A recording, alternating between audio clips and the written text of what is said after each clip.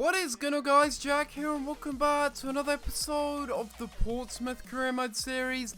This is episode number 68, guys, and we're going to start today's episode off by once again having a little look at the squad report. We had a little look at it in the last episode, but already we are into a new month, so as always, we are going to take a little look at the squad report and the players that have grown for this month. If you do want to see any players that have grown, I skipped through this quite quickly, so if you do want to see any growth in the players and you have missed any players, feel free to pause the video and check out the stats of the players and everything else that you do want to see as part of that. But before we get into anything else, guys, I just want to thank you guys for all the support that you did give on the last episode.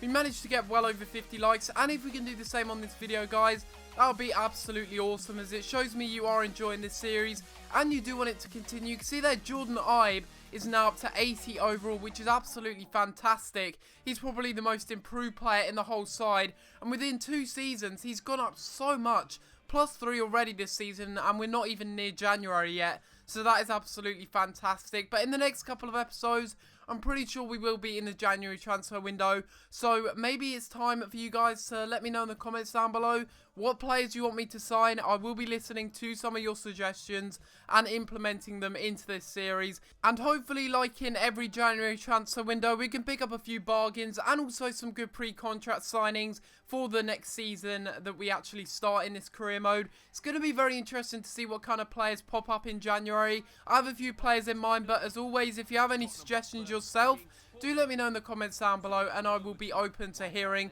what you guys have to say. But we are going into the first game of today's episode, guys, and it is going to be against Tottenham here in the Barclays Premier League. As you can see by the table, we are level on points with them. We are in 6th place, they're in 7th place, and they are a very, very strong side. Going to be a very difficult match coming up here against Tottenham, because they have a very, very strong side.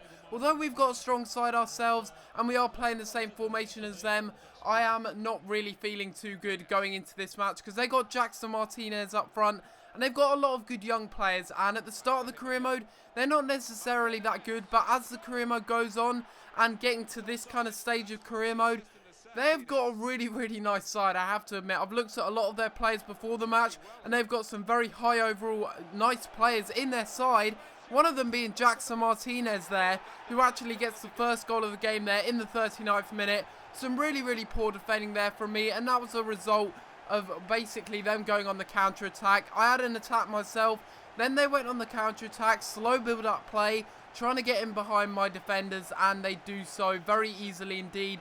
Just a 1-2 there, really. It's very, very easy for them to get past my defence, and a little bit disappointing there that Jackson Martinez does open the scoring there for Tottenham, and they'd get another good chance here as well. We failed to clear the ball away, and that failed clearance would eventually fall to Stambouli. He'd pass it to Lamela, and that was a decent chance on goal there for him. Had he have taken a touch and maybe shot it after his second touch, he might have actually got that on target and maybe into the back of the net to double their lead, but it wouldn't matter. We'd get a chance of our own here as John Anthony Brooks going with my corner technique there, and unfortunately the header was straight at the goalkeeper there, straight at Michel Vorm, and in the end we actually lose the game 1-0, so a little bit disappointing there. Thought we could have got more out of the match, but really we didn't create enough in the game. We only had 2 shots on goal. They had 2 shots on goal themselves, but they were more realistic chances of actually scoring. We only had half chances, like the one from the corner there that you did see, and unfortunately we do end up losing the game, which is a little bit of a bad way to start off the episode, really. We have now slipped down to 8th place as a result of that, as we go into the next game here against Liverpool, who really are having an atrocious season, really, in this career mode. You'll see in a minute exactly why I'm saying that, if the league table does pop up, that is. But yeah, Liverpool, they are, on paper, they are a very, very strong side, but I believe that they are currently, because the league table isn't going to show up, unfortunately. Sometimes that happens in these kind of matches, but the league table doesn't show up, but they are sitting in the relegation zone. Liverpool in the relegation zone. It's absolutely unbelievable, and I find it a little bit strange as well. I think in the summer transfer window prior to this game, they actually bought 3, yes that's right, 3 Tottenham midfielders. They bought Dembele, Paulinho, and also I can't remember what the other one was, but I think it was actually Capoue as well. So a little bit weird choices of transfers there by the Liverpool manager, and in this match they really Didn't create too much. I mean, that was a good chance there from Jordan Henderson, but we'd get a good chance of our own as Polyak goes for a shot and Brad Jones making a really, really good save there to deny our central midfielder, and we would get a corner from this resulting chance. And as always, I call a man well and take the corner short, and then I cross it in with Wilczynski, and a really, really good header there, but unfortunately again it's saved by the keeper. This corner technique always seems to work, so why not try it again, give it another try. This time it's Maxwell Cornet crossing it into the middle, and again creating some drama there in the penalty area. Unfortunately Brad Jones manages to clear it off of the line pretty much there, and that was a little bit of a shame because otherwise that would have crossed into the back of the net, and a good chance there for Maxwell Cornet going for a header in the 56th minute, but again not good enough, and it was another chance that was wasted in this match. Good chance there for Ali, but it was blocked off well by the defender there, and again we would get a corner, but this time I decide just to cross it in normally. And would that result in a goal? Yes, it would.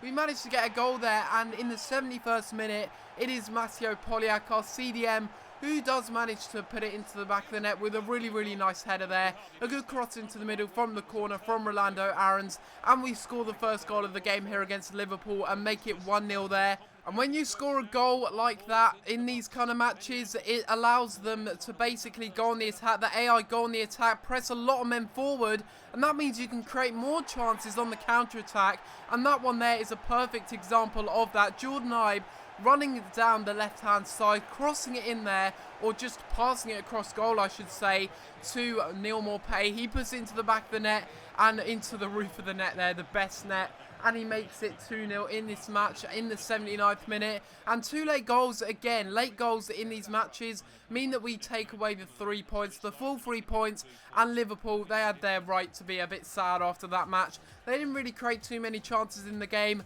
and we created a lot of chances ourselves, deservedly winning the match by 2-0. You can see there 10 shots and 5 on target.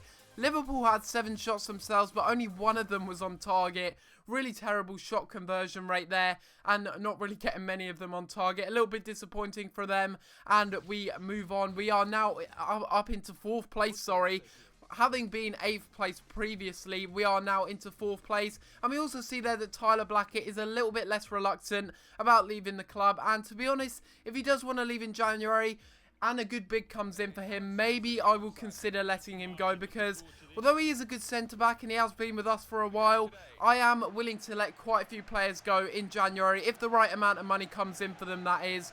Then I may consider letting them go, but that doesn't just go for Tyler Blackett, that goes to any player that are in the reserves or on the sub bench. I'll be looking to try and loan some of them out, and if the right amount of money comes in for some of them, then I may end up selling them permanently to other clubs. We'll have to wait and see what happens in January, and you never really know what's going to happen. There are a few exceptions to that rule though. Some players that I will never let them leave the club, no matter what happens.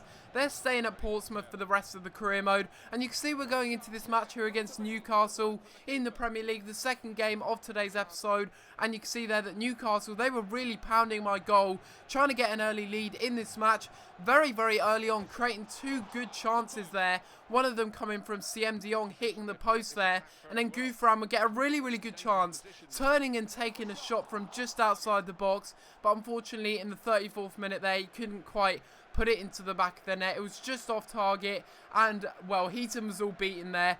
Even if he would have, even if it would have been on target, I don't think the goalkeeper would have even managed to save it.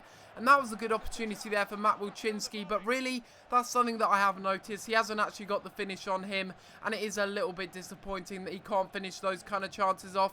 Had we have had someone else in that position, maybe Dele Alli, then maybe he would have actually finished that chance and we would have been 1-0 up. But again, we would look to late on in the match to maybe create a good chance to take the lead, and it falls to Big Romana here, who takes the shot, Krul spills it, and then somehow Neil Maupay can't squeeze it in on the rebound. It was a bit of a tight angle, to be fair, and we were looking for another chance from a corner this time. Again, we were looking for a chance, but instead it would be Newcastle going on the counter-attack here with a familiar face there being Adam Campbell from last year's Road to Glory career mode. And would he make us pay in this match and make us lose the match?